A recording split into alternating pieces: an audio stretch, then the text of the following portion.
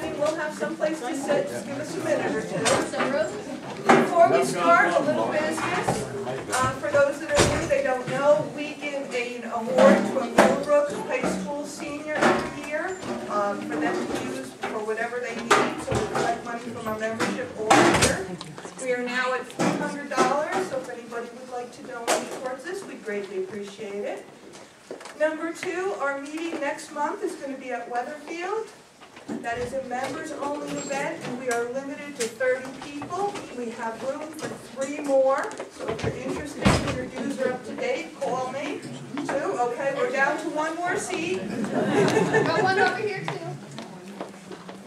Okay, one reminder, since we have had a very big increase in room rental and a few other incidental costs, please check your envelope for your membership dues expiration date. Our dues are only $25 a year. They go for the rental of this place, for refreshments, for the programs we put on, for our archives, so we could really use your support. That's about all the business because you didn't come here to listen to me talk. So let me introduce Mr. Stan Morse, and let's go to the Civil War.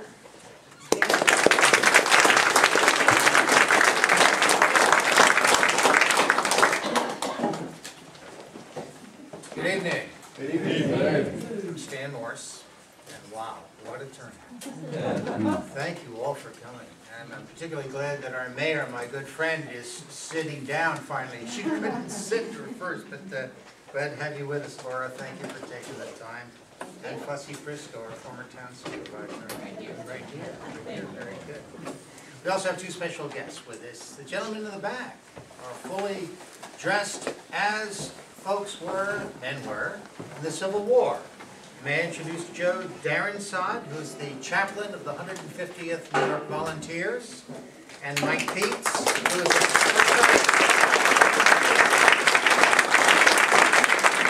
they are known as the reenactors. They are the educational and publicity arm for the 150th New York Volunteers. We're delighted to have you with us, gentlemen. Thank you very much for taking the time.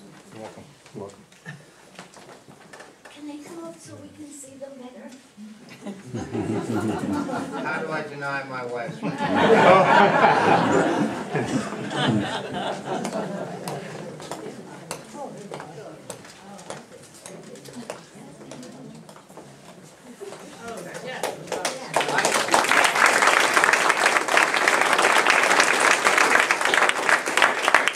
Joe has the epaulets of a first lieutenant, and Joe has the chaplain's insignia.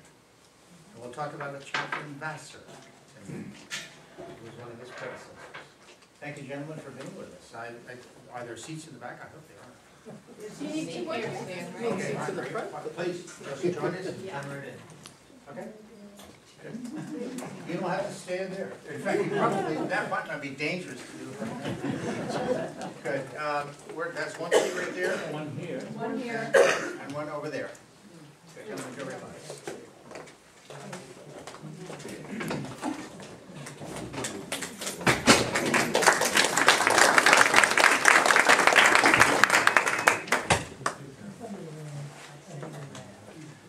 My maternal grandfather, my mother's father, Alfred Jacob Sachs, born in March of 1867.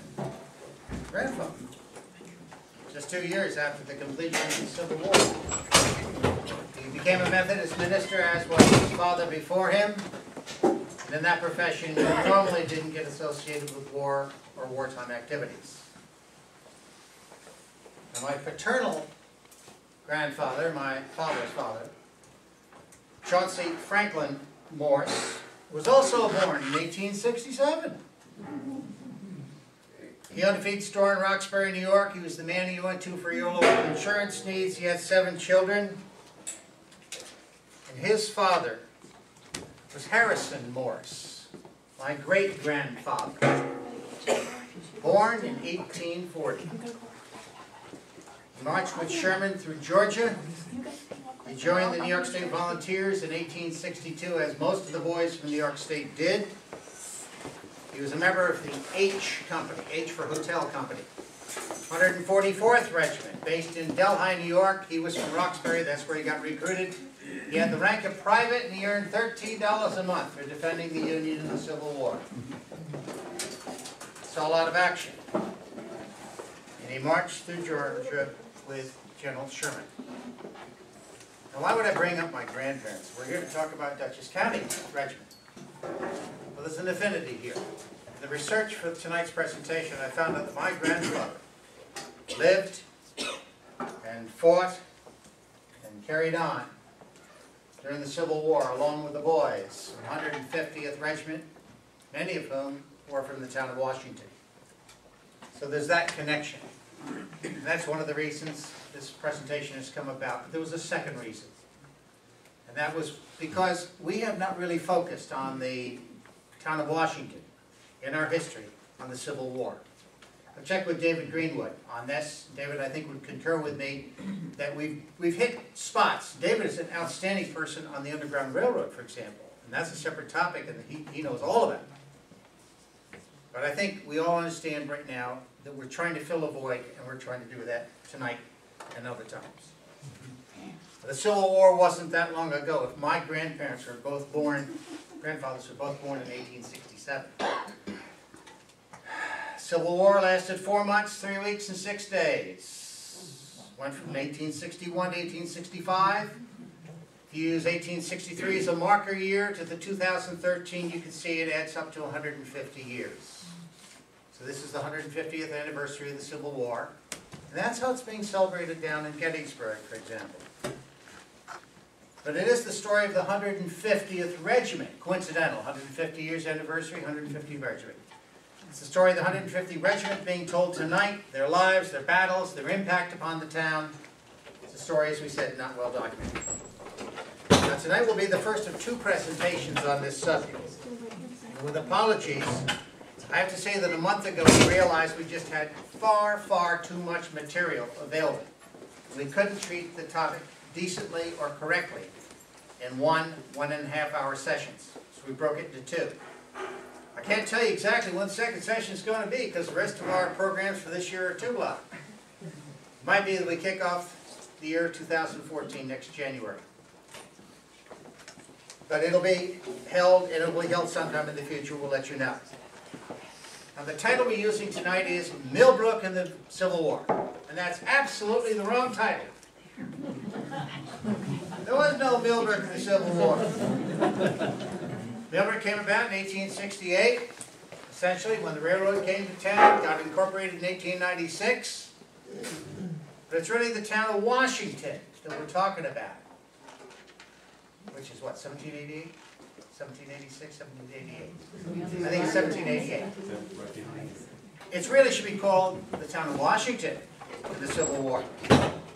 Now tonight we'll take the Washington boys through into the war period, get them inducted off to war and into their first incidents, battles at Gettysburg. Second presentation, we'll take them from Gettysburg on through the rest of the war, bring them on home and tell what happened to them afterwards. And there's a whole bunch of stories and anecdotes having to do with that. Now there's several truths before we get started about the Civil War. First of all, there's a huge amount of data and information. There's just almost too much out there. But it's not well connected or documented in a related fashion. All data also from the Civil War were originally handwritten, hand-calculated. There were no computers back then. There were no handheld calculators. So human error sometimes ventures in. The question is, does a given regiment have 288 casualties, or does it have 290?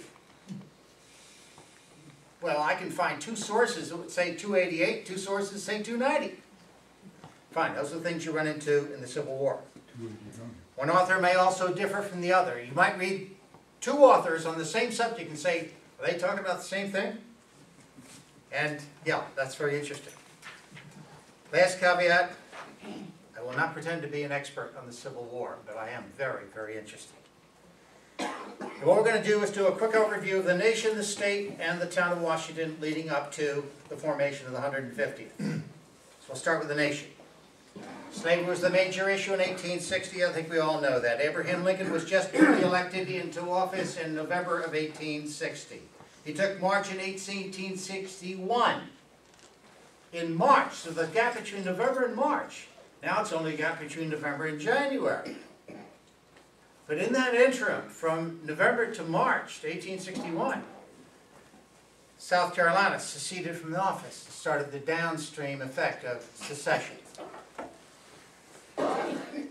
William Seward, former governor of New York State, was Secretary of State under Lincoln, having been defeated by Lincoln in the primaries and in the election.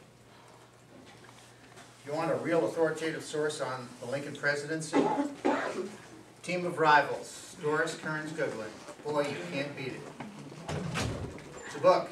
I didn't read it. I listened to it. 12 hours of CD. Wonderful. Great. If you're going someplace on a trip, this is going to go to the Millbrook Library, so I'll tell you, it will be available for your use in the future. Okay. I think we have to also borrow something from a gentleman named Carmine D'Arpino, who used to be our town historian before he passed on. He wrote a book on the town of Washington and Millbrook, and in there he gives an excellent summary of what happened in 1860 relative to our township and what was going on. And I'll just read to you a couple short sentences. Quote, "To those who followed the news from the South in December 1860 to 1861, the mounting crisis was all too obvious. Feeling grew stronger with each event, from the secession of South Carolina from the Union, the seizing of federal forts and the arsenals by the South in several states, to more secessions and the formation of the Confederacy in early 1861.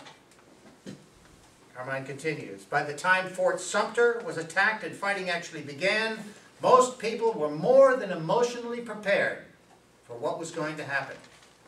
And the immediate response was an outburst of patriotic enthusiasm." We'll hear more about that enthusiasm in Dutchess County just in a bit. In 1860, the nation had only 34 official states. That's the flag in 1860. 34 stars, you can count if you want. That's what the flag looked like then. There were 5 territories, and yes, there was a 6th territory, and guess what the label of the 6th territory was? Indian and unorganized. How'd you like to be that organized? Indian and unorganized. Wow, what a title. Now, Lincoln was confident about being able to handle the rebel uprising. He thought it could be easily crushed. That was his opinion, and so therefore, to do so, he called up only 75,000 troops. You say only. Well, 75,000 was sizable at the time, but it wasn't all that much considering the population of the United States. And by the way, the 75,000 were called up for only 3 months. He thought, over and done with, go home. But by summer of 1861, Lincoln's confidence had waned, and we knew we had a crisis of major proportions. So therefore, in summer of 1861, a 300,000 man call-up was authorized, and they wanted volunteers. Recruiting was done at all levels, state, nationally, locally. Interesting little quirk there is if you were good enough to raise your own company of people, you led them. Let's go to New York State. New York State played no small role in the Civil War. It was one of the original 13 colonies. The nation was only 80 years old when the Civil War came about. And New York had a major stake in the continuation of the state and the country. As we said earlier, New York's former governor, William Seward, was now in Washington as a mayor player, Secretary of State. And a fellow named Thurlow Weed. What a name. Thurlow Weed. He was the nation's most powerful political boss, and he was based in New York City.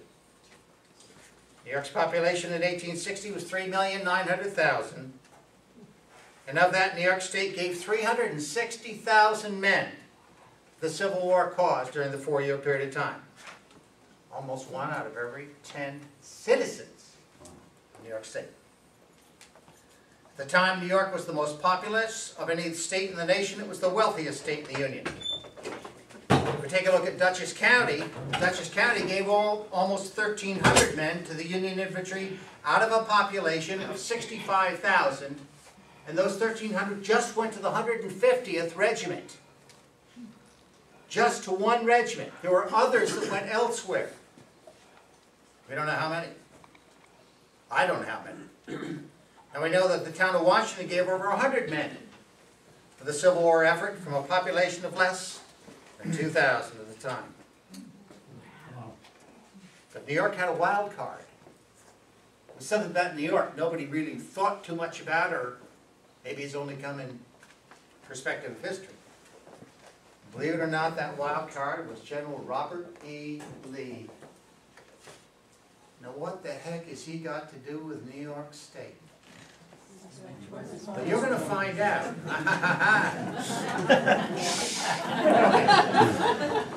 I asked the question. All right, fine. And I got a good answer, by the way. I really did. He was leader of the Confederate Army. He'd been appointed by Jefferson Davis. But by the way, he'd been offered the job as the Union Army commander by Lincoln, and he turned it down. He went to the South, fought in the Army of Virginia, led the Confederate Army Corps. The wild core was the fact that at one point, well actually what I was going to say is, we're going to find out very shortly, Lee brought his forces into Pennsylvania. He made an invasion of the North. In fact, it was the second invasion in 1863. We'll describe it in a little bit of detail later on. So why did he bring them up north? Well, you're going to find out. But the fact is that the historians are now kind of saying maybe he wanted to just win the battle quickly by coming up and whipping us. But what would be the next thing? If he came into Pennsylvania, for example, and ultimately captured Philadelphia, well, what is next to be captured? New York. Why would Lee want New York? And the answer came out earlier. Lee was once commandant of the military academy at West Point in the 1850s. He knew what this Hudson Valley was. He knew what the value and contribution of New York State was, and he knew how valuable it was.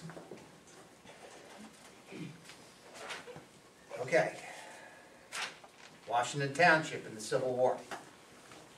We again go to Carmine Ghiarpino in his book. Pays to publish, folks.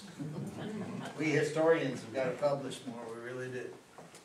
Carmine writes, some of the people in our township had been actively involved in one of the principal issues which led to the war long before the outbreak of hostilities, specifically involving fugitive slaves. David Greenwood's specialty.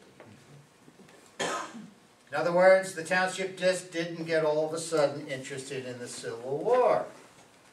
By 1861, the rebellion in the South was of major proportions. Both in Dutchess County and our township of Washington, patriotism did blossom. Public meetings in support of the North were held in many areas. Flag ceremonies were frequently held on school grounds. Over in Pleasant Valley, more than 6,000 citizens attended a single rally for the Union. And our local citizen, William Thorne, name sound familiar? William Thorne was a featured speaker at many of the local gatherings. At Little Rest, 2 miles southeast of the village, a recruiting station there was opened up by resident Edward Titus, who was a prominent person in the community at that time. Now, quote, the rebellion continued through 1861 into 1862. By spring of 1862, the war seemed to be going well enough. Lincoln said, well, maybe we can stop calling for troops, and why don't we muster out some of those that have just enlisted? Whoa. Just a few months later, however, the overconfidence that Lincoln had gone away, and the National War Office was again calling for volunteers. In the Hudson Valley, right back home, Dutchess and Columbia counties, Columbia County and the county to the north, were combined into one military district, and the goal was to raise one entire regiment, a regiment being at least 600 men. Patriotic meetings were started up once again. 2 meetings were held in Rabbitsville on August 8th and 13th of 1862. August 8th. They know the dates. They're recorded. Supper was hosted for the 22 recruits who came to the 2 dinners. And there was music by the Stanfordville Band. Music, very important in the Civil War. Very important. In September of 1862, the new District of Columbia and Dutchess, the new 128th New York Volunteer Regiment, had filled their quota, got mustered in, and left for the battlefield. September 1862. And that very September, shortly after they left, the decision was made to form yet another regiment, which was to be called the 150th New York Regiment, based just in Dutchess County. Now, let's find out what the 150th is all about. We got two men from that organization here today. Descendant men. There's an old axiom. If you want to know an organization, look to its leader. So let's look to the leader. Keep in mind that this photograph was taken much later than 1860. This was probably taken in the late 1890s, maybe 1900. This is a photograph of John H. Ketchum. No relation to Ketchum Motors, Ketchum High School, or anything like that. Thank you. Thank you. All right. It's not surprising that John Ketchum was chosen to lead the 150th. He was from Dover Plains. He recruited most of the men for the regiment. As we said earlier, you know, he who recruits them leads them. Well, that's what happened with John. Ketchum was more than just a recruiter, though. He was descended originally from people that had come over on the Mayflower. You know that famous phrase, my folks came over on the Mayflower.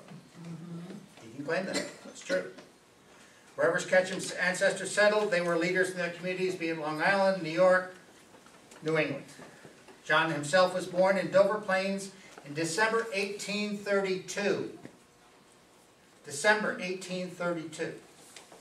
He attended at least 3 reputable academies that we know of because his folks were not happy with the public school system.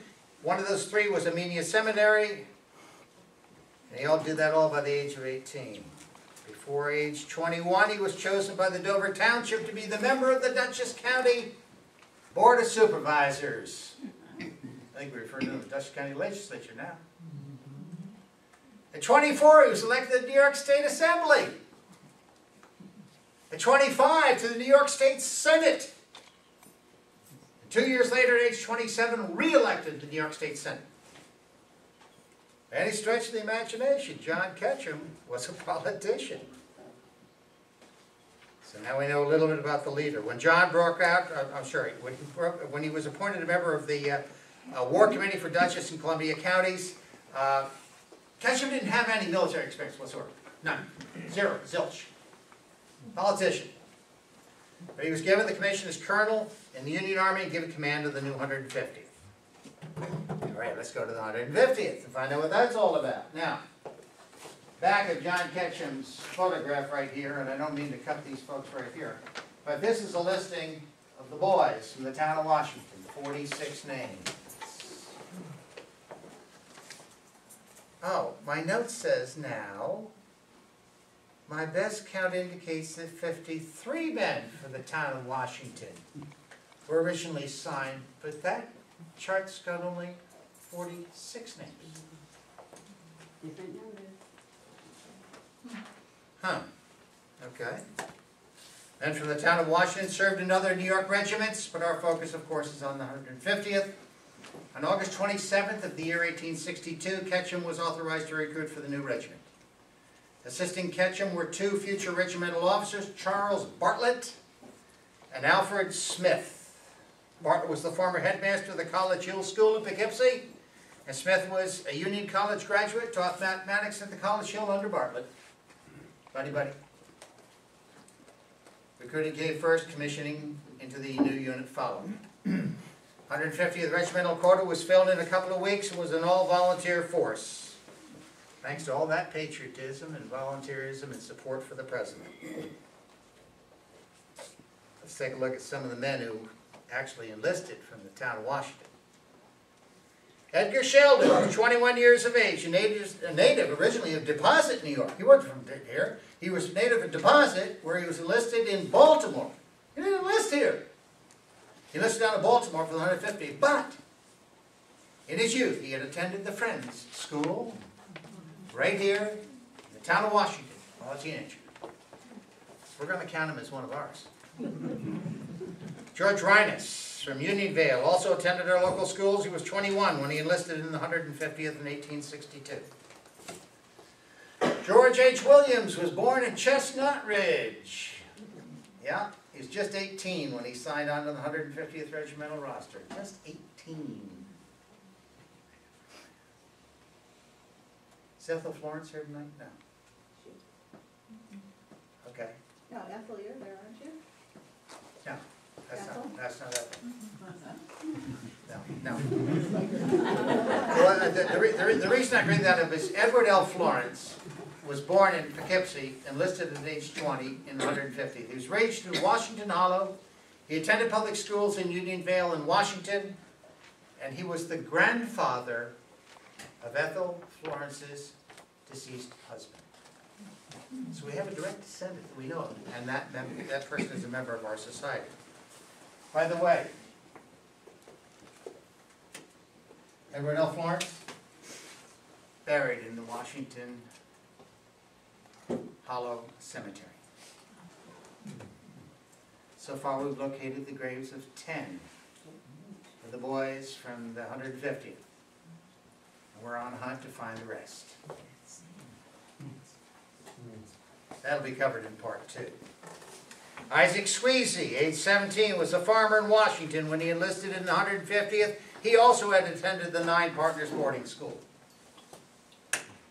Charles H. Smith, age 26, was a farmer in Washington when in 1862, quote, while plowing in the fields, he was accosted by 2 of his friends, Seneca Humiston, age 24, and Gilbert Seaman, age 24, who told him that they were about to enlist, and he asked Smith to join them. Smith left his plow standing in the furrow and responded to his country's call.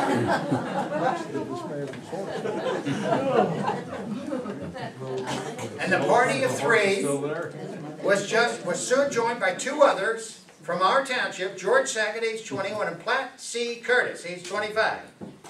The 5 of them drove to Poughkeepsie together, meaning in a buckboard or something. They didn't have cars back then. They drove to Poughkeepsie, where on the day following, they enlisted in Company I for India, in the 150th. 5 boys who went through the war together. They survived. All neighbors. That's the rest of the story. We said earlier there were over 50 recruits from the town of Washington. There are only 46 names on that list. So I'm going to go sit down on that stool, and Lori Duncan is going to come in and tell you about a little story involving maybe the others. I'm going to tell you about George H. Roselle. And I can tell you about George H. Roselle. I can talk about him because he's family.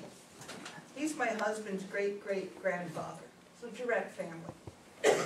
He was born in 1833 to 1835 in Little Rest, New York.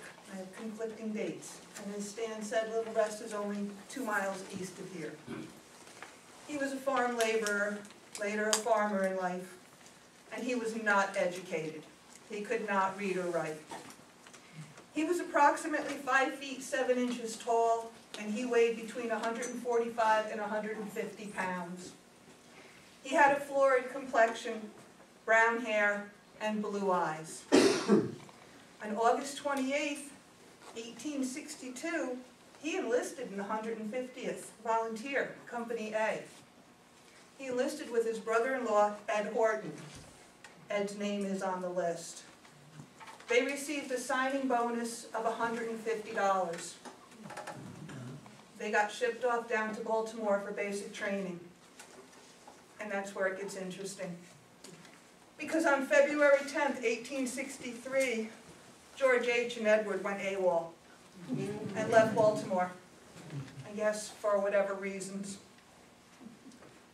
But going AWOL was kind of a cottage industry, I'm finding out, during the Civil War. Because George H. came home, and on February 20th, 1864, he re-enlisted. He enlisted in the New York 7th, and he enlisted as George Riley. He became an Irishman. He was paid another signing bonus of somewhere between $5 $500 and $750. His commanding officer was Peter C. Regan. Well, he went off to war this time. He didn't go AWOL, he served. And he was injured at a place called Point of Rocks, Virginia in 1864. That's somewhere on the James River between Appomattox and Jamesville. He reported to the field hospital June 30th, 1864. He returned to duty July 6th, 1864. He was honorably discharged in Albany, New York on July 22nd, 1865, as George Riley. He received a pension of $200 a month due to his injuries. But it doesn't end there. In 1893, the Department of the Interior, the Bureau of Pensions, received a report that George Roselle was receiving a disability pension by fraud. This charge was made by Mr. Charles Adams. It was investigated by Mr. Ulrich J.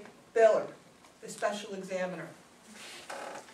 Now, Mr. Biller reported, and I quote, "I was much surprised to find that the informant is the son-in-law of the pensioner. And his sworn statement to the contrary notwithstanding, I still think he bears great malice towards his father-in-law." Mr. Biller went on to say that he, and I don't know if I should call him Mr. Roselle or Mr. Riley at the time, is an ignorant sort of fellow, but is generally regarded as truthful. Dr. Thorne was the doctor on record who said that Mr. Riley was deaf in one ear and almost totally deaf in the other due to the injury. Right, deaf in one ear, couldn't hear out of the other. He retained his pension and was ultimately paid $25 a month in pension benefits.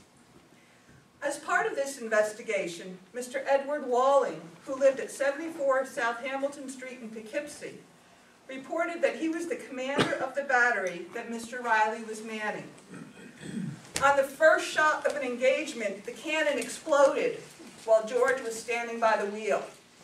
He was thrown to the ground by the concussion. He complained of head and ear pain and loss of hearing from that time on. He was removed as a driver because he couldn't hear the commands. I guess they don't want him driving a team when he doesn't hear stop. That's not the end of the story either, though.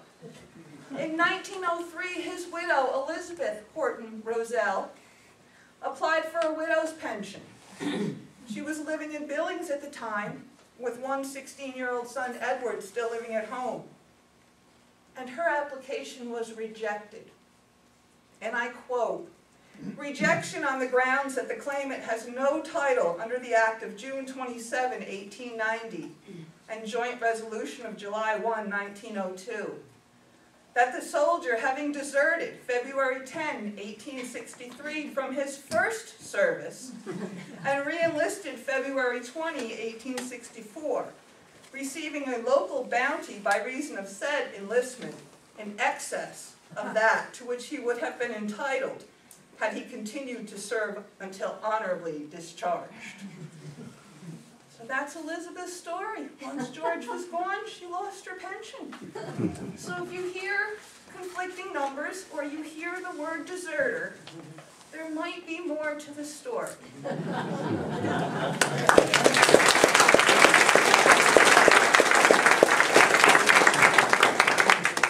Thank you, Lori. We were wondering how to handle the subject of desertion. Bill Alderson, retired Major General in the Army, a retired Captain in the Navy. Neither of us deserted.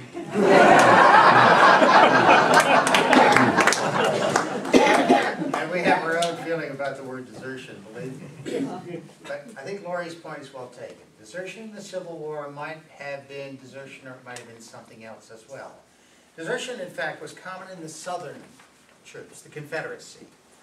What would happen in the zeal of signing up for service with Robert E. Lee? Some of the boys would just put their name down the ring and then all of a sudden wake up in the morning saying, "Oh my gracious, I've left my wife, my family, my farm unattended at home." But they'd already signed on. So they went home. And they squared things away at home with the wife, the family, the farm, the business, and they came back and served honorably. Desertion, I think, in the Civil War is a very touchy and very interesting subject. So we're probably not going to spend too much. So I think I'm probably going to end up putting some names back on that list. It's about lots to. Now the new recruits in the 150th were ordered to report for duty at Camp Dutchess, which was a newly formed military camp just north of the center of Poughkeepsie. They had 10 companies. Each company had at least 80 men or more. And the men of the town of Washington are usually assigned to companies A for Alpha, C for Charlie, or I for India. And usually went through the war with your company. We don't need to worry about how many men were in each one. But in addition to the 10 companies, all regiments had a surgeon, an assistant surgeon, 2 staff assistants, an adjutant, a quartermaster, and a chaplain. Joe's wearing the chaplain insignia tonight. That's what they look like. Most regiments also had a musical band. Music was fundamental. On October 10th and 11th, it took 2 days in Poughkeepsie to muster the 150th Regiment into the military. They were ready to go for war. And then they marched off to war. But they didn't really march too far. They really just marched downhill Poughkeepsie Main Street and to the river and got aboard the luxury steamboat, the Oregon. That was their transportation. It had been arranged. Happened to be a luxurious paddle wheel or a steamboat on the Hudson River plying the Albany, New York trade. But our boys went to war in, quote, luxury, if you can call it that. It's October 12th, 1862, the day after they were finally mustered in. And a good description of their departure is written by a fellow named Charles Benton in this book called As Seen from the Ranks. There are some wonderful historical documents if you ferret them out and know, actually if you know where to look. The guys in the 150th know what I'm talking about, but I tell you, I found a lot of books, I found a lot of stuff in these books, including stuff on my own grandfather I didn't know about. But let's get back to the story here. Quote, it was a time of intense feeling, never witnessed by those regiments whose families were from more widely separated localities. As we passed through the streets of Poughkeepsie, they were thronged to our elbows, and I doubt not every one of them had one or more friends in the ranks. The excitement was manifested in diverse ways. Some shouted and hurrahed, while others gave way to tears. And through this ecstasy, they marched aboard the steamboat, which soon swung out into the river and headed for New York. Now, it may have headed for New York, but it didn't go to New York. It went to Jersey City. Once at Jersey City, the 150th transferred to the local railway station. I heard rail mentioned over here very recently. They transferred to the local rail station, took a train to Philadelphia. There they crossed the Susquehanna River by a boat, took a second train to Baltimore, and there they set up basic training camp for the winter of 1862-1863. The first stop was Camp Millington near Baltimore, a military site ironically owned by the family of Confederate General Jeb Stuart. Wow. From Camp Millington, they moved next to Camp Belger, nearer to the city of Baltimore, where they were given lumber, building supplies, tools, and said, build your own barracks. And they did. The barracks were in a U shape. Parade ground was in the center.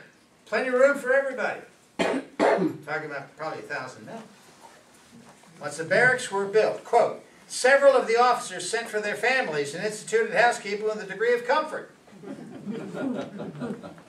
the first 6 months of 1863, the 150th participated in basic training. This training that they did seems a bit strange from what we know happens today in basic training. The emphasis, it seems, was on parade ground drilling and marching proficiency. Target practice, weapons training, took a back seat. Little or no thought given to weapons or their use. Parade ground work was at the time the preferred way to train for war. I think we've learned something since then. Food was good at Camp Belger. Camp had a regular mess hall. Food was all prepared for them. Boys liked to eat. Bill's, what's the famous phrase? The Army marches on its stomach? That's the famous phrase. And believe me, all the services march on their stomach. But things would change when the boys got into the field. However, for in the field, at battle, and on the march, they were given basic foodstuffs and told, cook your own. Interesting.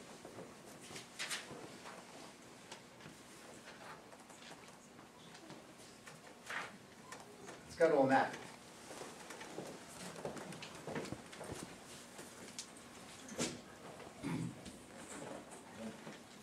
Now, I recognize and apologize to the folks over there. Maybe you can't see it. This is a representation of the eastern part of the United States. Florida, South Carolina, Virginia, and so on. New York, Maine up here. Pennsylvania here. What we had, and I'll describe it more in the writing here, is that you had the southern forces coming through Tennessee and Kentucky on up into Pennsylvania on an incursion. They were raiding the north. They were coming north. I'll describe how they did it. And they were met by the Union forces coming up in the south, out of Baltimore and Washington and that area. They met at Gettysburg. In early June of that year, 1863, General Lee's forces started to go north, using Shenandoah Valley as a cover. The North wasn't aware of what Lee was doing for days. I don't know how many days, but it's a little bit uncertain. Now, both sides were using human scouts to scout and find out where the other side was located, but human scouting at that time was pretty shaky stuff. Talking about human beings either on foot or on horseback, and they don't travel that far or fast. When the North finally figured out what Lee was up to, they were ordered north to intercept. Their goal was to keep themselves between Lee and his forces and the three major cities of Washington, Baltimore, and Philadelphia. No one could predict where those two armies would ultimately meet. There wasn't any GPS, there wasn't any satellite at that time. Human scouts were used. They didn't know where they were going to meet. They didn't have a clue. However, when the armies did meet for the first time, the first meeting was not called a battle, it wasn't called a meeting. It was called a meeting engagement. Meeting engagements were usually unplanned, a little bit unpredictable, as experienced in Gettysburg. Now contrast them to battles, which are on the hand, usually more anticipated, somewhat predictable, sometimes planned. I say sometimes, because they're not always perfect. Now in this case, the Dusse's regiment that came up to meet them was part of a larger force. Now I don't want to bore you to tears with the organizational structure. Let's simply say that the 150th reported to the 2nd Brigade under General Lockwood, which reported to the 1st Division under Alpheus Williams, reported to the 12th Corps under Major General Slocum. And on up. All members of the 12th Corps, of which the 150th was a part, wore a red metal star pin. Give out one side to each other, just please get it back. These are precious to me. These insignia are worn somewhere conspicuously on a uniform and differentiate one group from another. If you see the red star, you know that's part of the corps that you're in. Now, on June 25th, the 150th was finally ordered north from Baltimore, the bottom of the blue arrow over there. 3 days later, en route to meet the enemy, they were given a brand new commanding general, George Meade. They left on June 25th. By July 1st, the first of the 3 days of Gettysburg, they still hadn't met the enemy. They still hadn't even gotten to Gettysburg. They were bivouacked 8 miles southeast of the Gettysburg town, along with 3 other regiments from Maryland and a whole bunch of other regiments from the Union Army. On July 2nd, the 150th was called awake at 2 o'clock in the morning. Reveille ends into 5 or 6 that time. It's 2 and 3, routinely. Wow. They were told that they were closer to Lee's forces than they had thought originally. By 3 a.m. that morning, on the morning of the 2nd of July, they were underway in a forced march to arrive at Gettysburg by 8 miles away, by 5 a.m. 8 miles, 2 hours. on foot, That's Morse. carrying backpacks, rifles, everything else. Has anybody ever walked at a rate of 4 miles an hour recently? Really? Okay, fine. Better person. Mary and I have trouble making 4 hours, and that's just with athletic clothes on. And here's what Charles Benton, again, who wrote that book, From the Ranks, talked about getting Gettysburg. He said, as we neared the field, we began to meet stragglers. From the front, I well remember the first wounded man who passed us. His hand and his arm were covered with blood, and his face and manner denoted his extreme fatigue and suffering. We looked at one another with serious faces which expressed all that we felt, but which no one put in words. We now realized that we were approaching the horrors of a real battle. When the 150th reached Culp's Hill, right outside of the town of Gettysburg, they were on the extreme right end of the Union line. Now the map is necessary. Take this one down, put them on over here. Flip this one around. Gettysburg site. The battlefield, Gettysburg, downtown itself. When the Union forces came up through here, they went into Pennsylvania and they took a sharp right-hand turn. Wasn't that the Confederates? I'm sorry, Union forces. Confederate, I'm sorry. Thank you. I'm ahead of myself, sorry. Confederate forces, Union forces, thank you. Thank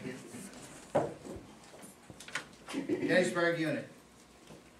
The Southern forces, in fact, were on the backswing of their push into Pennsylvania. Told to rendezvous somewhere in this area, but they didn't know if it was going to be Gettysburg or Cashtown, which was 10 miles west of there. They didn't know where they were going to meet. But when they did, they met in Gettysburg itself. The Union line in Gettysburg is right here. We'll describe it more, but the Union forces were coming in this direction and putting up a line of defense at this, which is in the shape of an inverted fish hook.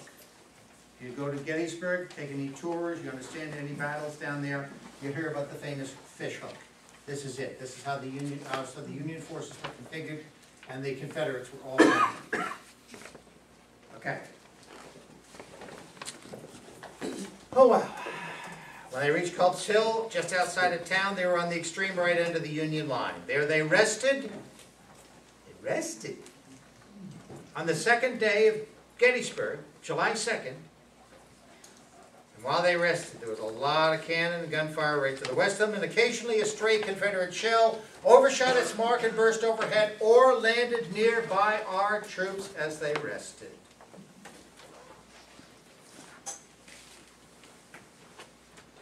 Could do something dangerous right about now. Wait a minute, where did they rest? They rested in place on Culp's Hill. They rested in place. In other words, they sat on the ground, sat on a log, sat on a rock, sat on a tree. But they were all together in one concerted place called Culp's Hill. Now, as I say, I'm going to do something dangerous. We've been going now for almost an hour. It's hot in here. I'm going to do something real dangerous. Okay, 2-minute stand in place break. I'll call you back to order in 2 minutes. We're going to have to tell you about what it is. We can't keep the focus just on the 150th all the while, because if we do, you're treating a subject in a void. You have to have it in a larger context. So we'll go as quickly as we can, and I'll get you out of here as soon as we can. But now that we have the boys to Gettysburg, let's figure out what happened. The Gettysburg battle took place over the first 3 days of July 1863. Conveniently for us, July 1, July 2, July 3. How neat can you get? Wednesday, Thursday, Friday, as it turns out, leading into the weekend. Our boys weren't at Gettysburg, but on first, there was a meeting engagement. It wasn't a full-blown battle. It's where the two sides ran into each other, and yeah, there was some fighting. Someone asked about numbers. On day one, there were fewer than 50,000 troops. Sounds like a lot, doesn't it? 50,000 troops? But fewer than were involved in the first day's battle. By the end of the third day, the South had 75,000 troops on the battle site, and the Union had 93,000 on the battle site. 170,000 troops in all. Total battlefield depicted over there. You got to imagine. I mean, how many people have ever been to Gettysburg? Wow! Wait a minute, I shouldn't be up here. You should be talking. Okay, I bet you got a lot more expertise than I do. But the total battlefield can be defined in various ways. Generally, it's thought the heart of the battlefield was 2 miles by 3 miles. 3 miles long, 2 miles east-west. Other people will say 4 by 5 miles. Well, it depends on who you want to talk to. It allowed for hand-to-hand fighting as well as major actions on the third day, for example, Pickett's charge. What was the weather? It was July. Hot. Wait a minute, day one wasn't bad. It's balmy, 76 degrees Fahrenheit. Not bad. Day one. But our boys weren't there. Day two. Temperature went up. 81. Not bad. Day three. 87, and the boys were wearing wool. On both sides. Wool was durable, it was warm. That's what you wore to war. Now, General Lee had ordered his 3 generals, Longstreet, Ewell, and Hill. He had only 3 corps. The North had, I think, 6 or 7 total. Maybe it was more. But in any case, Lee had 3 corps, Longstreet, Ewell, and Hill. He told them to march into Pennsylvania, turn right when you get there, head towards the center part of the state or Philadelphia.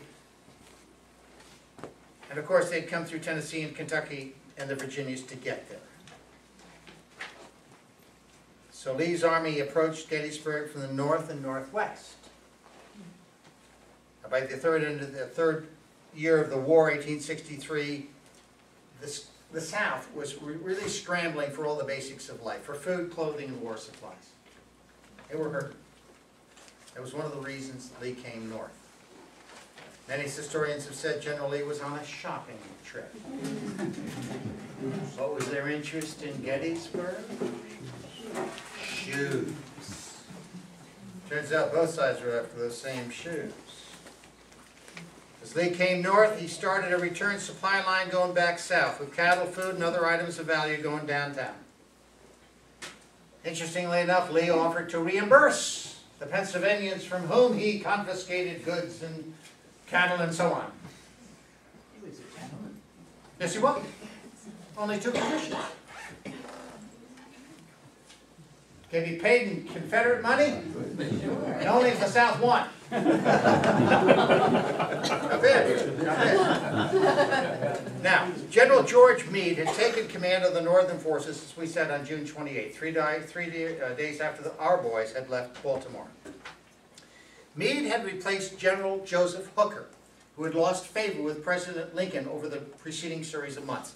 Again, if you want a real good account of this, Doris Kearns Goodwin, The Team of Rivals book, is outstanding in describing what that relationship was and where it went south.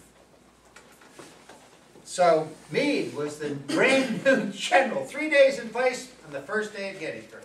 Wow. While the Northern generals all knew each other, a lot of them had had West Point training, none of them had ever worked together before. But I guess that shouldn't be all that important, because it was the same for the South. Only General Longstreet had been in place for any length of time. He knew Lee. But Hill and Ewell were kind of like newcomers to the scene. They hadn't worked with either one. When Meade's forces came north, they didn't know where Lee's armies was. And of course, the irony is the South comes from the north, and the north comes from the South. Fine. There were 2 incidents of the 150th at Gettysburg. The first one was at a place called Trussell Farm. Now that we set the stage, it was mid-afternoon, July 2nd. They didn't get there until the morning of July 2nd, and they were immediately hunkered down. There was firing all around them and to the west, and sometimes a shell would come over, but they didn't see any action until the afternoon of the 2nd. About 3 p.m., they were called into position in a rocky piece of woods nearby on Culp's Hill. A mile away to the west, beyond Cemetery Ridge, held by the Union. There was a heck of a lot of battle going on, opening with a huge artillery barrage. Close to sunset on the second day, the 2nd of July, The 150th was called to action along with 2 regiments of Marylanders assigned to the 12th Corps, a total of 1,500 fresh troops. They were told to leave Culp's Hill, go quickly on a place called Granite Schoolhouse Lane, which was a dirt lane, to a place called Trussell Farm, a mile and a half away. At Trussell Farm, Union General George Sickles was in deep yogurt. He was in trouble. Why? Because he hadn't followed orders. He'd gone far beyond where he should be in the Union line. He was exposed, and boy, did he get attacked. He met up with Longstreet's Southern troops at Trussell Farm, and there they dug in for the fight. And Sickles was confronted head-on. He was overrun for a while. He lost 3 pieces of artillery, cannon, major pieces of weaponry, which had been assigned to a Massachusetts battery under General Bigelow. The Mired got, there was mud at the time on the farm area. A lot of farms have mud. Cannon were mired down in the dirt and the mud after repeated firing and couldn't be moved easily. So they stayed in place while there was this little battle going on around them.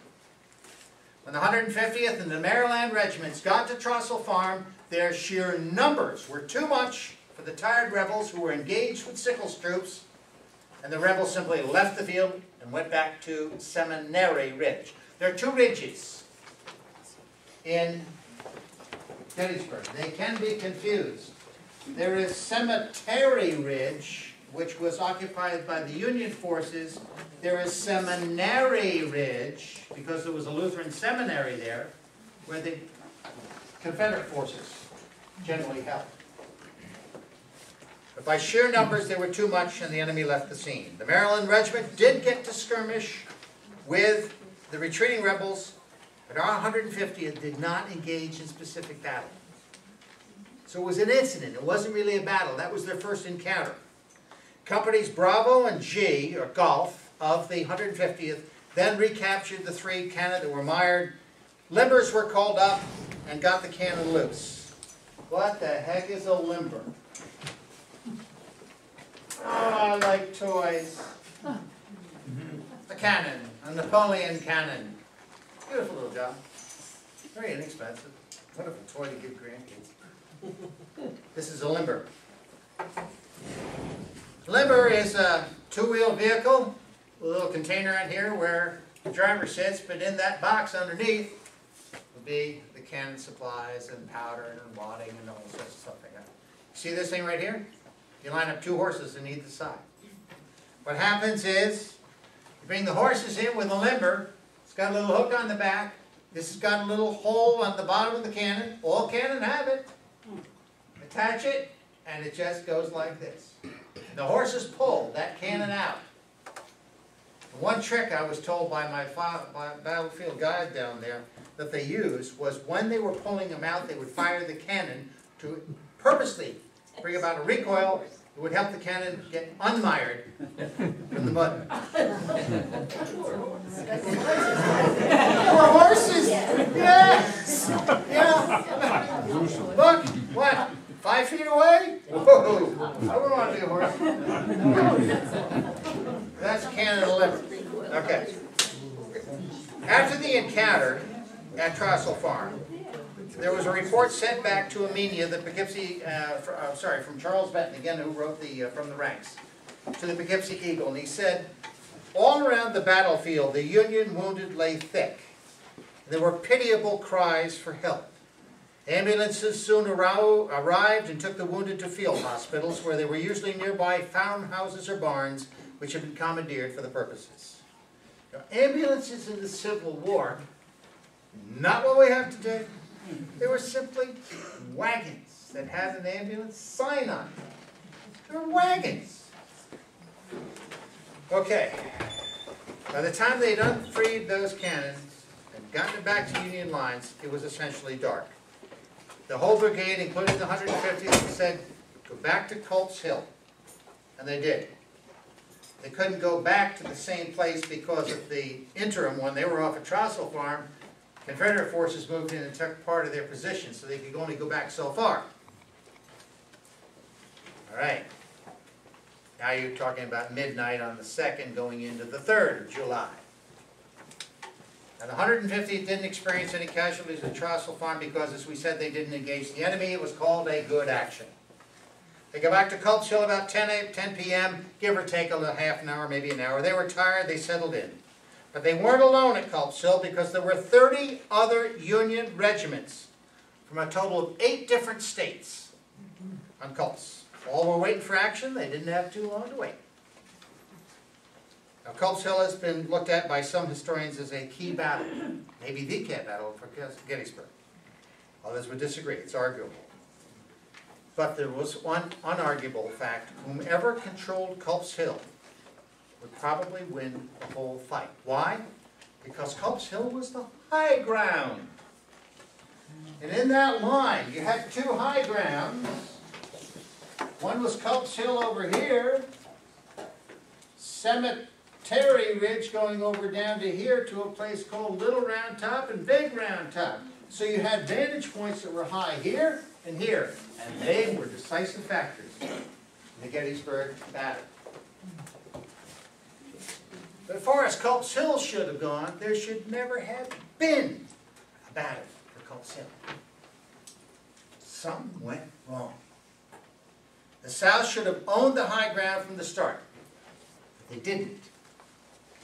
Now, it had mostly to do with how General Robert E. Lee gave out his orders. Lee wanted his generals to have as much discretion as possible so they could seize the moment in the proper battle, do what they needed to do to take the enemy. The problem was that Lee's lieutenants usually wrote his orders ambiguously so that the general getting the orders often had to guess at what Lee really wanted. Leadership, discretionary orders. On the first day of the battle, July 1st, our boys weren't even there, Lee wanted one of his 3 corps generals, General Ewell, to take Culp's Hill because it was, quote, high ground. It was unoccupied at the time. Lee had been over on Seminary Ridge, and the top of the seminary itself, there's a cupola there, still there today. You can see it when you go down there. It's a beautiful little place. I don't think they can get up in the cupola anymore. I don't think they allow tourists to do it. But he was up there in that cupola with his spyglass, and he knew that Culp's Hill was the high ground. These orders were confusing to General Ewell, and Ewell decided not to take Culp's because he thought his troops needed more to rest than to take the high ground. That was the end of day 1, Wednesday. Culp's was then taken by the North in the morning of day 2, and they never let go of it. But on day 3, the Confederate forces found themselves at the bottom of Culp's Hill when the fight started. And if they wanted to overtake the Union, they would have to fight and climb uphill over rocks and fallen trees and breastworks if they wanted to get to the Union lines. Now we have to describe how they fight in the Civil War. Both the North and the South in the Civil War used old-fashioned European war tactics when they fought. They were called linear tactics. Linear for line. Soldiers lined up shoulder to shoulder in a line of men, and another line directly behind them. The men could work and talk with each other more easily, even in battle. They could communicate, they could work. And what's going to be the disadvantage of linear tactics? Of course. The enemy didn't have to aim quite so carefully at it. I mean, if you got men lined up shoulder to shoulder, just aim it somewhere in the line, and if you didn't shoot too high or too low, you had a pretty good chance of hitting somebody. But then there was a confusing factor. It was all the gun smoke, the powder smoke, the gunfire. And quite often in battle, you couldn't see more than a few yards in front of you, although you might be 100 to 150 yards from the actual enemy. Could be closer, but that was the normal time. So soldiers in battle, using linear tactics, were often firing at the muzzle flashes of the enemy in front of them. They didn't know necessarily what they were shooting at. Now, before dawn on the July the 3rd, Friday, the 150th was called to the front line of battle on Culp's Hill. And that line from one end to the other was only 200 feet long. They were really jammed together.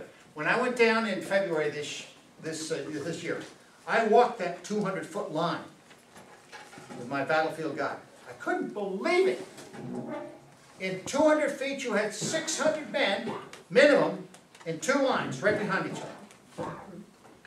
And where the New York State Infantry Monument is today, honors our boys, in Dutchess County and town of Washington. It's right in the middle of that line. Now, we're not going to focus all on the various details. We've probably told you enough on that. But during the preceding evening of July 2nd, the Union forces had taken control of the Culp's Hill that morning on the 2nd, and the rebels had moved into place at the base of Culp's Hill on the evening of the 2nd. At 3 a.m. on July 3rd, the third day, the 150th was wakened in order to move to a front line of battle high on the hill by the factor of sunrise. I've checked with the 150th, and they're not sure. They're saying, what they're saying is the time frames are a little bit funny. Was it 5, 5:30, 6 o'clock? Who knows? It was in that time of just dawn and pre-dawn. Breastworks of fallen trees had been ordered to be put in place by Union General Greene. General Greene, for the Union forces on Culp's Hill, 62 years of age. He's the oldest general of the Union Army battle at Gettysburg. He was a wise old man. He knew the value of breastworks and protection. A lot of the other officers in the 150th and everybody else said, oh, we're not going to be here that long enough. Why should we bother building breastworks? And Greene was right. And because Greene was right, and they did put the breastworks in place, there was a lot of lives saved, particularly from the 150th. At 6 o'clock, in concert with the other regiments on Culp's Hill, the 150th started pouring on the rebels a telling fire, quote unquote.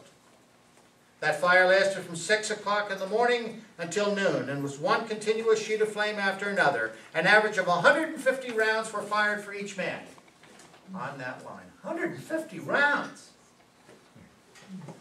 Well, that's not that much. There were only a couple million fired at Gettysburg over the 3 days.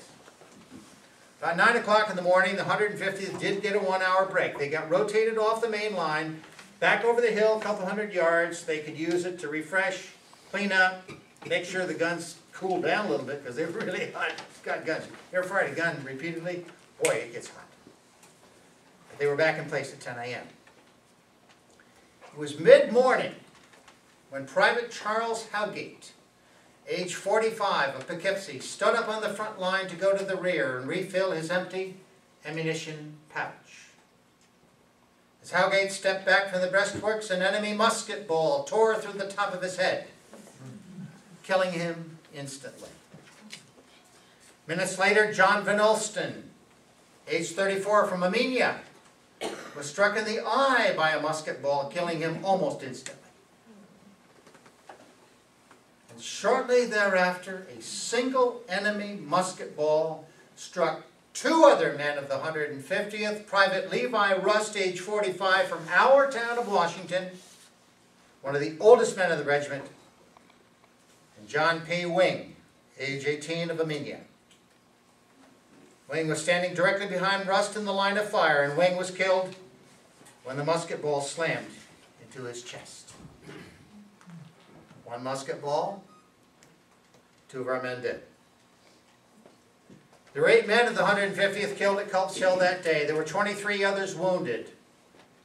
But the ranking officers who oversaw the battle, who thought the 150th were extremely green, said that our men in the 150th fought admirably. One of them said, boy, I wish we had more green troops fighting for us. By noontime, the rebels fell back from Culp's. In the retreating confusion, dozens of rebels came forth and surrendered. Yeah, they came uphill and surrendered. Some of them took advantage of the breaks in the smoke so they wouldn't get shot by their own people as they were going over to the enemy. But as of about noontime, there was little or no more activity for the day on Culp's Hill. At the same time, that afternoon, July 3rd, Friday, Union forces didn't know where the rebels were or what they were doing. They could only hope that the battle was over. It wasn't until the next morning, July 4th, Saturday, when the Union troops at Culp's learned that Confederates had stopped fighting. So what was the first order of the day?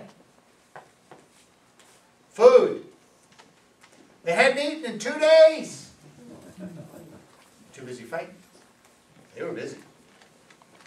So they ordered up a meal. After being fed, they set about cleaning up the battlefield. It was Saturday afternoon, July 4th. July 4th, a very symbolic day. In addition to burying their own dead, the 150th had to deal with the dead and dying rebels left behind as Lee's army left the area. And I found that in piece of literature after piece of literature. I couldn't believe it. South, I don't know. I'm just reading too much about how they left their dead and dying behind. I don't know. I'm not trying to take shots. The 8 men killed from the 150th were buried in shallow temporary graves on Culp's Hill on July 4th. Each had a wooden marker with key information, and Chaplain Vassar, who we talked about earlier when we introduced Chaplain. Chaplain Vassar oversaw the burials. The intent was to disinter the bodies at a later time for a proper burial elsewhere. After the war, the bodies of those 8 men of the 150th were tended to, but only 6 could be found. And those 6 bodies were reinterred to the Soldiers' Cemetery in Gettysburg, half a mile away on Cemetery Hill. They were laid to rest just a few short yards from where President Abraham Lincoln had given his famous Gettysburg Address in the fall of 1863. I stood there and was shown where Lincoln talked. The graves are right there. Howgate, Van Alstyne, Wing, and Rust were reinterred in Soldiers' Cemetery along with 2 others, Talmadge Wood, age 49 of Stanford, and Barnard Burnett, age 41 of Fishkill. According to what I know, the remains of Jedediah Murphy, age 34, Company E from Dover Plains, and William H. Barnes, age 26 of Poughkeepsie, were never located and still lie in unmarked graves on Culp's Hill. There's a postscript to the battle. The boys waited on Culp's Hill all Friday afternoon, July 3rd, after the rebels had left the battleground at noontime. They didn't know what was going on. But that afternoon, while the 150th waiting, the most spectacular Battle of Gettysburg took place just a mile west. It was called Pickett's Charge, where troops under the Confederate Generals Pickett and General Pettigrew conducted a head-on charge across 1 mile of open battlefield to pierce the Union line. At least that's what Lee wanted them to do. So they supposedly chose the weakest point in the line, the center of the line, and went for it. And as they went, they were walking at first. And as they got closer, they picked it up. By the time they were going, they were in full charge the last couple hundred yards. But during the first 3/4 of a mile or more, they were fired on by cannon repeatedly, and their ranks were decimated. When they got within musket range, the musket fired round after round in them. Pettigrew and Pickett's people were destroyed. In fact, there's maybe it's a little bit of a Hollywood thing, but in the movie about Gettysburg, Lee supposedly said to General Pickett, "General Pickett, I want you to organize your troops and do such and such." And Pickett turned to him and said, "I have no troops." Pretty accurate. General Lee had misjudged the strength of the Union line and put in place a charge which can only be called today suicidal. Confederate General Longstreet knew it would fail, but Lee ordered it anyway. It was decisive action at Gettysburg. Now, while the 150th waited on July 3rd, none could have known where they would be sitting. In future years would be honored by the construction of a major, very impressive monument dedicated to the 150th New York Regiment.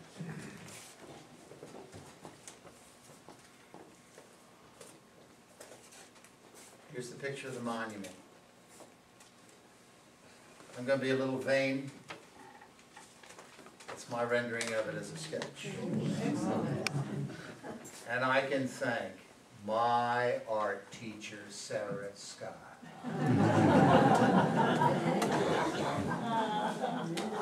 had such joy in the past 9 months working with Sarah and having her draw out for me, I know a bad pun, the idea of what sketch is all about, but it's been such fun, and thank you, Sarah, for everything you've done. But we'll just have that, circulate that. By the way, I forgot to do this, I got into the picture a little bit. Trossel Farm, here's the farmhouse at Trossel Farm that exists today. I took this picture. Here is a black and white, taken a few days, maybe a day or so after the Trossel Farm battle. Horses that are dead in the foreground are just amazing. There were 1,500 horses killed in Gettysburg. Okay. Now, we're almost done. The next time we meet, we'll take the 150th through Virginia, Tennessee, Alabama, and the Shermans marched to the sea, and my grandfather was marching alongside, living and fighting and walking alongside those boys from the 150th, from our town of Washington. So yes, I have an affinity to that. We'll bring them home, tell you what's happened to them afterwards. A couple other things, musket balls. Thought you might enjoy these. These two are bullets. This is an Enfield bullet, .577 caliber. If you're not familiar with caliber, it means .577 of an inch.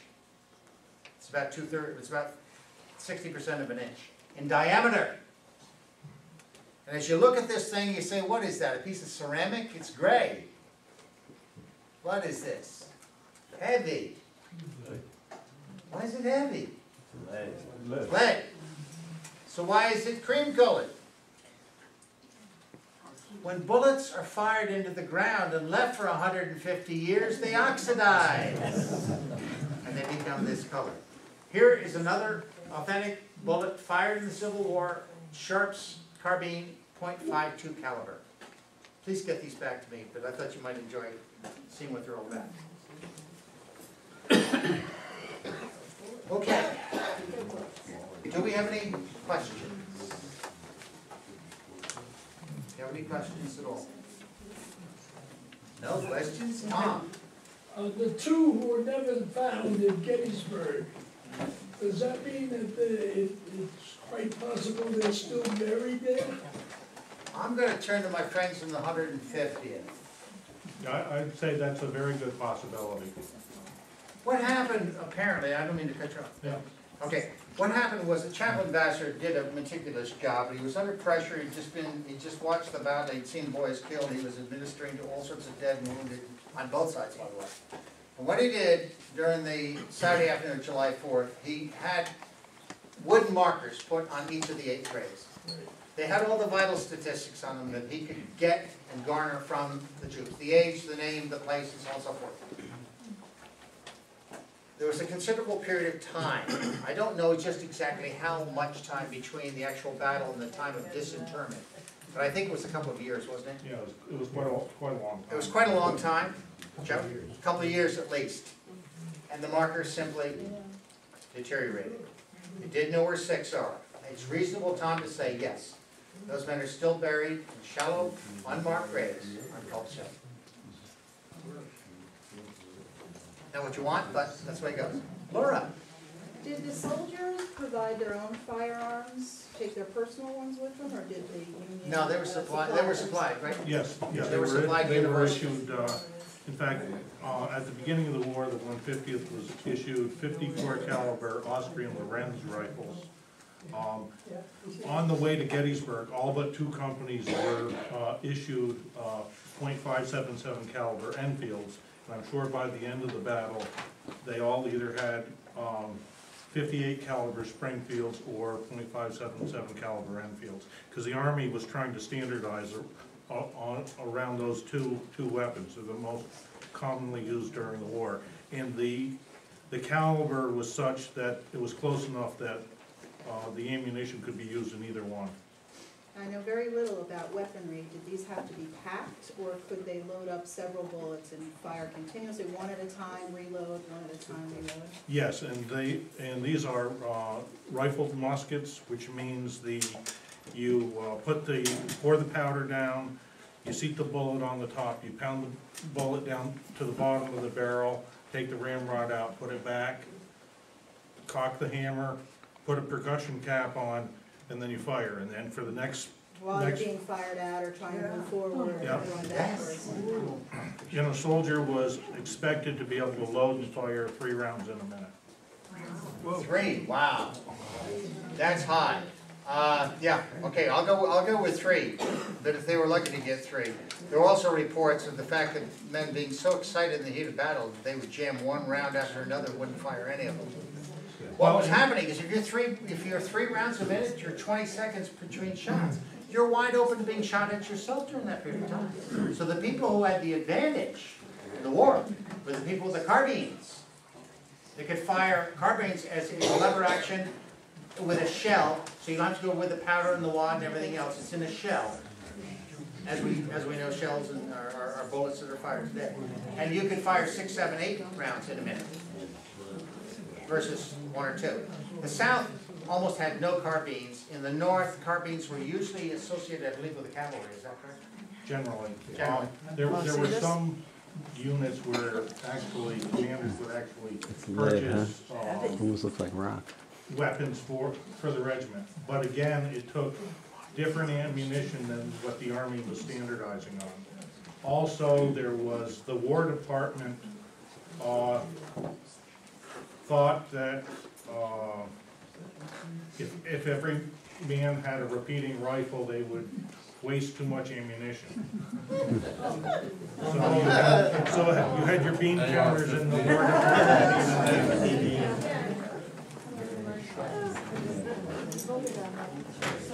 Okay, we're going to, okay, Nelson. There is currently hanging in the Metropolitan Museum of Art a spectacular show of Matthew Grady's photographs from a medical point of view as well as family backgrounds, and they're all original. It's exquisite. The clarity of little teeny images. They look like miniatures, but it's spectacular. So I highly recommend it. And they're trying to show, you know, that the medicine was so elementary, but what the doctors did do is amazing given the conditions they had. So it's a positive look on the medical side of it, even though it was more people died. I mean, that was Clara Barton. More people died in that war than any other war in history. Thank you for saying that. One of the joys of working on this project was that about 3 weeks ago I literally stumbled into an antique store up in Saunders of all places, my hometown. A 10-set of photographic history albums. This is one. You can see it's all soiled and marked up, everything. This was published in 1911. This has what Millicent is referring to in spades, and it's got 10 volumes. What I've also discovered is, talking with Aaron Barnard of our library, is apparently in our archives we don't have a substantial or even a quantifiable Civil War collection. These 10 volumes will be put in that collection from now on when we're done with the second session. And all books that are down there right now will be organized into a Civil War collection. We never had one before in our area. But the next time we meet, I'll tell you, we've got some stories to tell. One of them is about this gentleman. I'm going to tell you who he is. That would take the fun out of the next presentation. It's the club. All right? Deep Britain's father. We'll then talk about things like this. It's a gravestone rubbing. I said we know where some of the boys are buried in the 150th. We know 2 are buried in Washington Hollow specifically. They're associated with the 150th. And there may be 8 others that were associated with the Civil War. In 9 Partners, we know there are 3 from the 150th buried there. And in Mabbottsville, we know that there are, or not Mabbottsville, in Lithgow, 4. This is 1. There are stories to be told. Stan, are they labeled the 150th? Yes, this is James Welch, Company B for Bravo, 150th New York Infantry. Good, and they're both. Yes, Good. they're labeled. That's how we know they're authentic. We got a lot of stories to tell when we see you next time. Any other questions? catch him. What happened to him after the war? Oh, that's the rest of the story. Part two. No, that's it. Oh, You gotta wait till next oh, January. he was just beginning. Met the fire company in Dover. He was just, that man was just beginning his lifetime career. That story will come out later on. He said he started in politics. We'll see where that politics goes after he gets out of the war. I will tell you one thing, he didn't make it to the end. Oh. But he did live. Sorry? Yes. This may also be part of the rest of the story, but if a son from a particular family was killed, whether at Gettysburg or somewhere else, and they wanted that body back home, to be buried back home, who helped them do that? Were they totally on their own? Yeah. There are approximately 10 Civil War monuments in Dutchess County. One of the ones that's counted, and keep me honest on this one, is that belonging to Lieutenant David Slate, S-L-E-I-G-H-T. The Grange Cemetery, right off Overlook Road. It's an obelisk monument, beautifully carved, four-sided. I have favorite photographs of it. We tried rubbings and it didn't work. He is a living descendant. Margaret Slate, who lives on Slate Road, Slate Glass Road. Nice road. And I'm going to be talking with her for the next presentation. There are, okay, the point is, if you wanted the boy back home, essentially, you had to go get him. And we're not brought back by the government. They were a little too busy fighting the war. One of the two that we know was 150th in Washington Hollow has an obelisk monument, and it's in a very fancy gated plot. You had to go get them, essentially, if you really, otherwise, I mean, the practicality is, 1865, summertime, dead on the field. There wasn't any bombing back there. There wasn't any long-distance transportation. David Slate had to be buried, for example. Okay, oh, I'm really getting ahead. Sorry. Okay, I got a percent. We'll have about Slate later on. But there are other stories to be told. Anything else before we go tonight? Nelson. I just wanted to mention, because you're going to go on with the story, that at this particular time in American history, we had the invention of embalming fluid, and the families had to pay for the finding the bodies, but they had private corporations or companies that did the embalming, because the legal part of identifying a body was very important. Letter writing was high. Someone wasn't dead until they saw the dead body, or it was announced, or there was a death certificate. So they could be missing in action, and you never know until you pay to get someone and find the body from your family. There are at least 600, if I remember correctly, marked in an unknown grave, or unmarked grave, on Cemetery Hill. I believe the number is 600. In addition to the boys, our boys, the 6 that were buried there with marked graves, and they're marked just with numbers.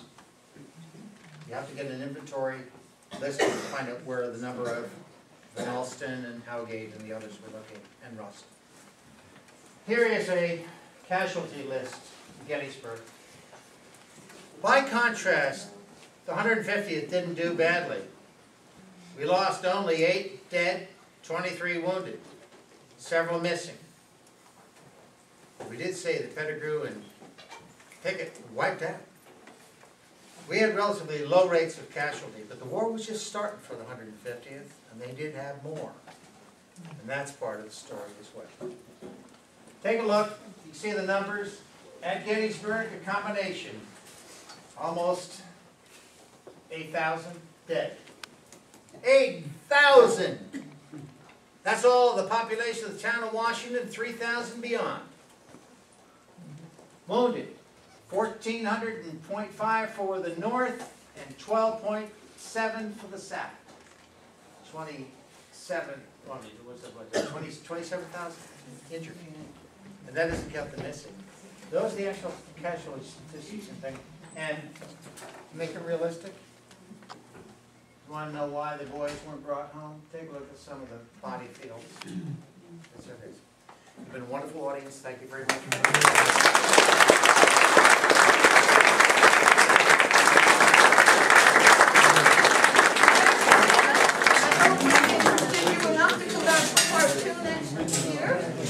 And the rules, as everyone who's been here before knows, you're not allowed to leave till you have some cookies and juice. So everybody please help yourself to some refreshments.